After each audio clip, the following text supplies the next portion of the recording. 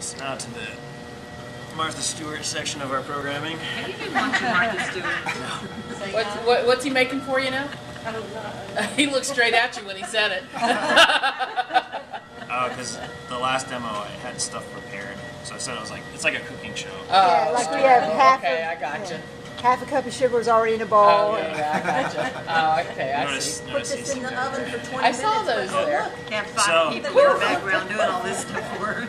So this technique, what I'm going to show you here, is a way of creating, you know, say you really struggle with throwing 4.5 pounds into a decent sized pitcher, like you're having trouble getting the weight out of the bottom, it's really heavy.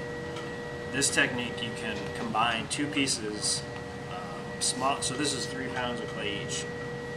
So combining these to make a much larger pitcher, or jug. You know, this can be used for a jug or a vase or anything. It's just a way of throwing larger and having more control because you're working with 2 smaller pieces.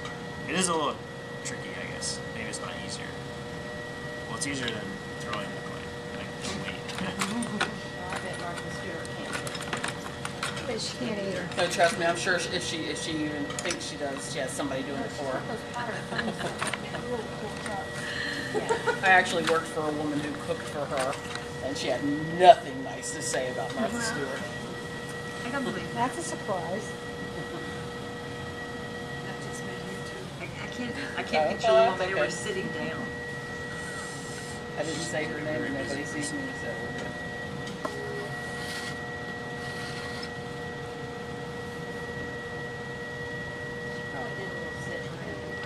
So, you know, say I'm making this form right here, and what I'm going to do, so this will be the bottom.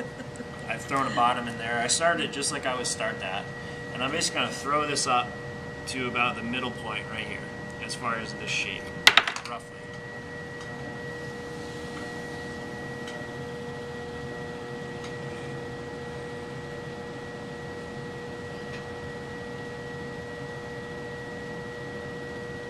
And I'm going to leave the top rim a little bit thicker, kind of flared out on both sides, the outside and the inside.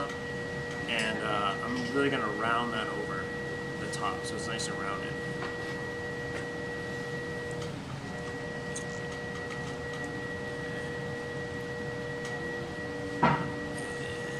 Make one more pool.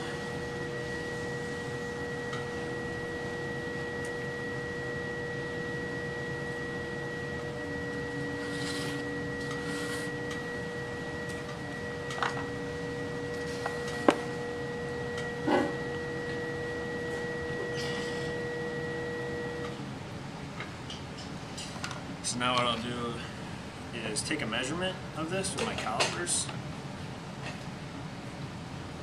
Does everybody have these? A set of calipers? Well, I mean, they're just a good tool to have. So I'm taking the measurement, and you want to do this right away because as soon as it starts to dry, it starts to shrink. So you leave it. You don't cut it off with your wire. Leave it attached to the bat. Set that aside. Why'd you give me that look, And now we'll throw the top section of this jug. I was protecting you. Thank you. I didn't think you'd have to. I mean, it could have easily been me.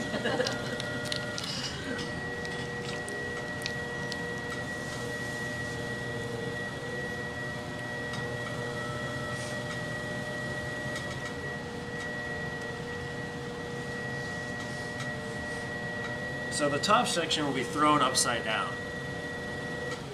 Okay? Meaning that this is We threw it upside down before. yeah. Martina made us. When did Martina made us do that? Yeah. Yep. So I'm gonna push down all the way to the wheel head. Okay, so there's no bottom. And now as I pull this out, when you're pulling out sort of a donut shape like this, it's important that as you're pulling out to also apply pressure down, because a lot of times what will happen is it'll pop off the wheel head. I'm not sure why this happens, but because for some reason it's not stuck in the center, it'll tear off.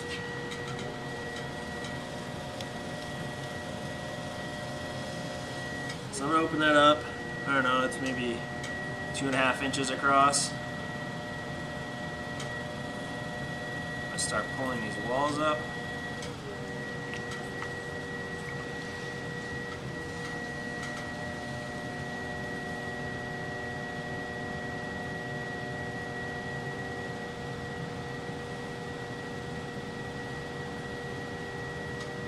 Again, leaving the top a little bit thicker and having it flare out on both sides.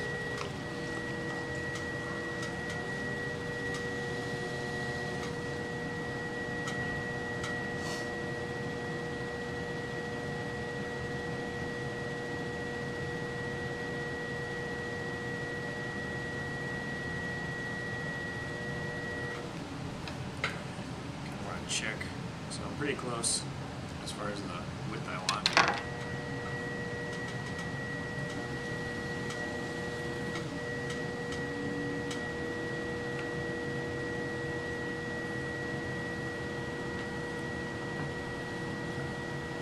So this bottom is going to be the top.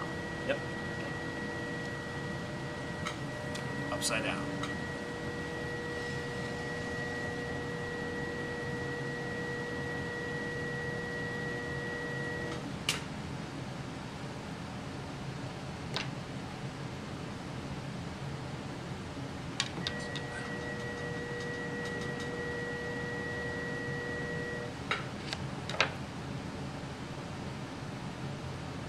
Okay. So again, I'm not going to cut this off yet. I'm going to put this to the side. Thank you. Your assistant? Yes. And wait 2.5